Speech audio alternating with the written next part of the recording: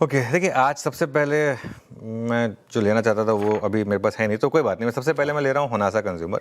Honasa consumer मुझे लग रहा है कि आज का हीरो ऑफ द डे हो सकता है, और कंपनी के जो नंबर्स हैं वो शानदार हैं, चौथी तिमाही के नंबर्स। और सबसे इम्पॉर्टेंट चीज़, इसका 1 साल का चार्ट रखेगा होनासा का।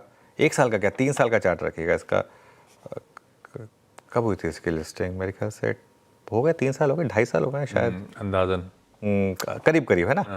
23 नवंबर के आसपास। कुछ नहीं किया स्टॉक ने, कहीं नहीं गया ये स्टॉक, ठीक है। अब देखिए, इसमें ना लिस्टिंग के बाद का सबसे शानदार क्वार्टर आया है, एबिटा, प्रॉफिट, और पहली बार कंपनी ने डिविडेंड दिया है। 3 रुपए का ही सही, लेकिन 3 रुपये 360 पे और 3 रुपये 1.5 लाख पे फ़र्क है। तो 3 रुपये का डिविडेंड ठीक है, अच्छी बात है। और डिविडेंड देने वाली पहली न्यू एज कंपनी बनी है ये। और अंडरलाइंग वॉल्यूम ग्रोथ करीब करीब 30% की, एडजस्टेड रेवेन्यू ग्रोथ करीब करीब 28% का, और Q4 में मामाअर्थ में 13 से 19% के बीच ग्रोथ, और नए ब्रांड्स की ग्रोथ रेट करीब करीब 40% ज़्यादा। तो ये कैश स्टॉक है, ध्यान रखिएगा। F&O में नहीं है तो आप हेजिंग नहीं कर पाएंगे, लेकिन देख लें कितना बड़ा गैप अप हो रहा है और उसके हिसाब से ट्रेड लें।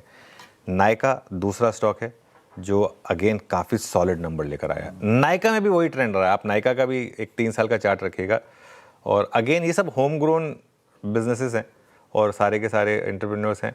नायका में फिर भी पैसा बना है, लेकिन नायका के नंबर स्ट्रॉन्ग है, मुनाफा 4 गुना बढ़ा है और 10,000 करोड़ का रेवेन्यू कंपनी ने हासिल किया है। और नायका का दिखता है एक्चुअली, अगर आप देखें ना आजकल, मतलब क्रेज़ है नायका का, और अच्छा कर रहे हैं ये ब्यूटी बिजनेस में, काफ़ी अच्छा कर रहे हैं। रेवेन्यू 28%, एबिटा 67% उछला है यहाँ पर, तो अच्छे नंबर्स आए हैं यहाँ पर।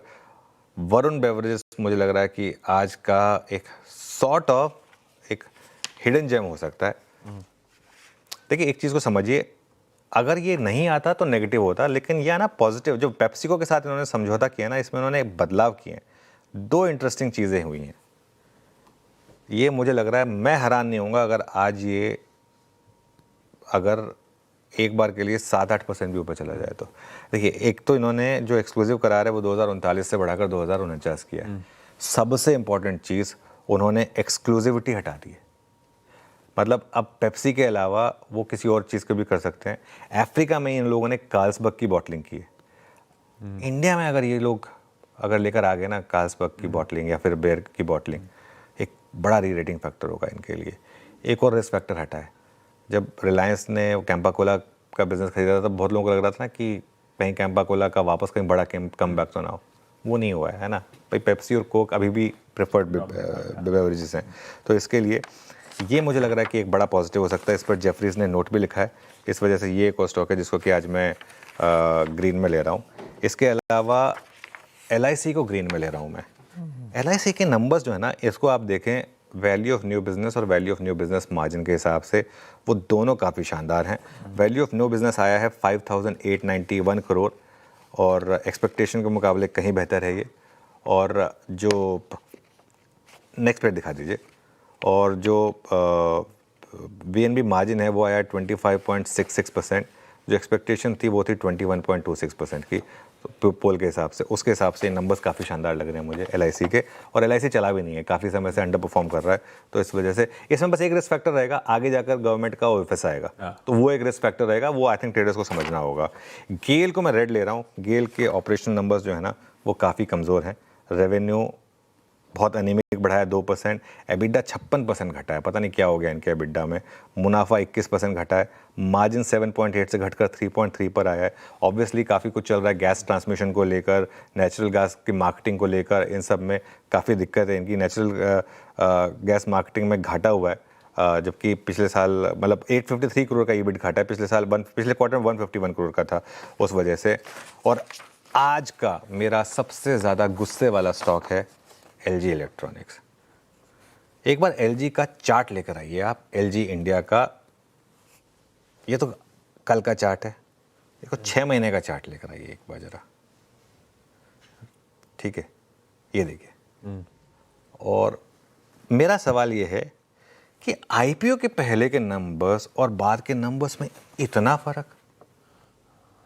मैं एक क्वार्टर के नंबर की बात नहीं कह रहा हूँ, मैं तो फुल ईयर के नंबर की बात कह रहा हूँ।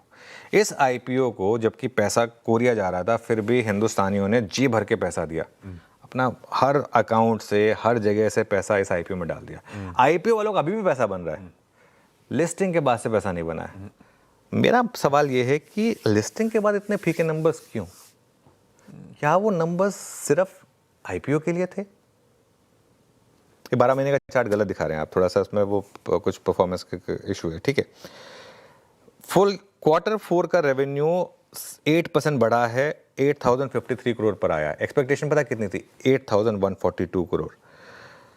और एबिडा आया 945 करोड़ पर 10% नीचे है एबिडा। अनुमान था 1078 करोड़ का बढ़ने का। Margin 11.7% versus 14%। एस्टिमेट था 13% का। पिछले क्वार्टर में इसको मैनेजमेंट मार्केट ने बेनिफिट उठा दिया था। प्रीवियस लाइन प्लीज, मार्जिन वाली। और प्रॉफिट आया है करीब करीब 693 करोड़, जबकि एस्टिमेट था करीब करीब 784 करोड़ का। अब अगली लाइन, और फुल ईयर की रेवेन्यू ग्रोथ है 1% की, ठीक है। अब एक ऐसी कंपनी जो अर्निंग्स, जो आईपीओ से क्यों इतना पैसा लगाया गया था इस आईपीओ में लोगों ने, कि भाई इतने शानदार नंबर्स लेके आ रहे थे आईपीओ से पहले, आपके इतने शानदार नंबर्स। और ये मेरा, इसलिए मैं एक चीज़ कहता हूँ, मैं, और ये चीज़ डंके की चोट पे कहता हूँ, कहता आया हूँ, हिंदुस्तान में अगर आप, हिंदुस्तान में कहीं भी आईपीओ इन्वेस्टिंग एक बहुत बेकार चीज़ है। आप एक कंपनी को लिस्ट हो जाने, क्योंकि या तो आपको देखिए लिस्टिंग में मिल जाए, लिस्टिंग गेन हो जाए तब, वरना आप आईपीओ में क्यों पैसा लगाते हैं? अगर आपको लॉन्ग टर्म के हिसाब से लेना ही है तो आप लॉन्ग टर्म परफॉर्मेंस देख लें, उसके बाद लगा लें।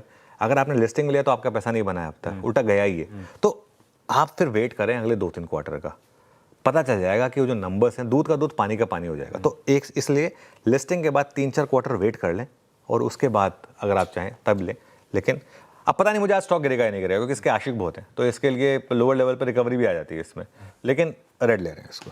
ना बिल्कुल लॉजिक कहता है। एक रह गया डालमिया भारत। डालमिया भारत को ग्रीन ले रहा हूँ। देखिए डालमिया भारत के लिए डील अच्छी है। ये जो जेपी एसोसिएट्स के एसेट अदानी ग्रुप ने खरीदे थे ना, उनमें से कुछ एसेट्स वो बेच रहे हैं, क्योंकि देखिए अदानी ग्रुप को, और इन दोनों के लिए विन विन है ये, क्योंकि डालमिया भारत के लिए कैपेसिटी ऐड करेगा और अदानी ग्रुप के लिए शायद ये उतना कंड्यूसिव नहीं रहा। उन्होंने तो एनसीएलटी प्रोसेस में लिया था, अब वो एंटरप्राइज वैल्यू पे बेच रहे हैं, तो दोनों के लिए विन विन है। एक अच्छे एसेट्स मिल रहे हैं। आईबीसी में लिए थे इन्होंने, तो बहुत कम रेट पे मिल गए थे, और अब तो ये एक्चुअली अंबुजा के लिए पॉजिटिव है, लेकिन डालमिया के लिए पॉजिटिव, क्योंकि अच्छा एसेट ये ले रहे हैं, स्ट्रैटेजी के लिए पॉजिटिव है इनके लिए। साथ हो गए बढ़िया से होनासा कंज्यूमर